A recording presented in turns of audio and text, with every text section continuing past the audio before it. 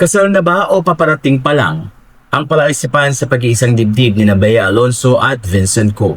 Isang tanong ang umiikot ngayon sa mundo ng showbiz. Kasal ba o ikinasal pa lamang?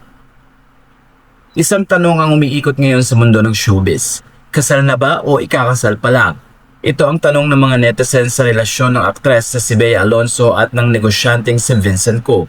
Noong April 24, 2026, kumalat ang usap-usapan na nagpakasal na umano ang dalawa sa isang pribadong seremonya sa Maynila.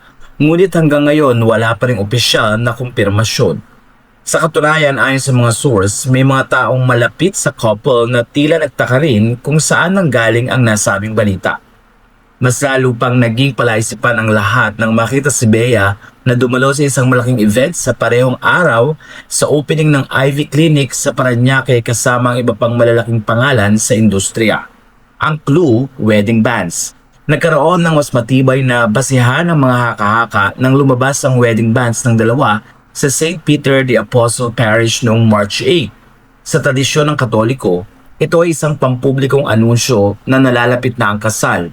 Ngunit ayon sa isang pari, hindi ito nangangahulugan na naganap na or kasal o kung hindi ito nangangahulugang naganap na ang kasal o kailan ito eksaktong mangyayari. Maaring naganap na o maaring paparating pa lamang. Ang totoo is Spain wedding. Dito nagiging mas malinaw ang kwento. Ayon sa hiwalay na source, ang tunay na kasal ay gaganapin sa Spain at hindi sa Maynila. May mga detalye pang lumabas. May 12, welcome party sa Jerez de la Frontera at May 14 naman sa wedding ceremony sa Seville. May mga detalye pang lumabas. May 12, welcome party sa Jerez de la Frontera, May 14 wedding ceremony sa Seville. Parehong matatagpuan sa Andalusia, isang rehiyong kilala sa kultura, kasaysayan at romantikong tanawin. Hindi basta pinili ang Jerez. May malalim itong koneksyon sa pamilya ni Vincent.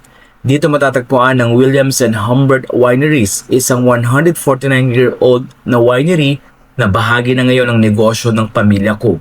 Noong 2018, binili ng The Keepers Holdings Incorporated, pagmamay-ari ni Lucio Co ang 50% ng winery sa halagang 5.08 billion pesos. Si Lucio Co ang isa sa pinakamakapangyarihang negosyante sa Pilipinas.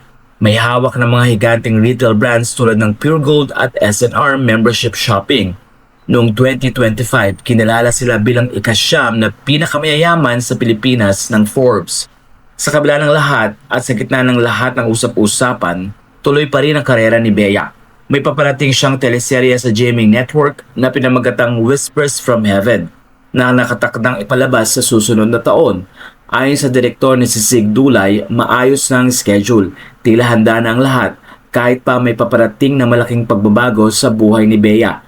Sa ngayon, nananatiling bukas ang tanong, kasal na nga ba o paparating pa lang?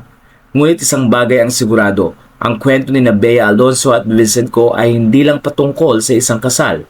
Ito ay kwento ng pag-ibig na tinatahi sa pagitan ng Maynila at Spain, ng showbiz at negosyo at ng pribado at publikong mundo.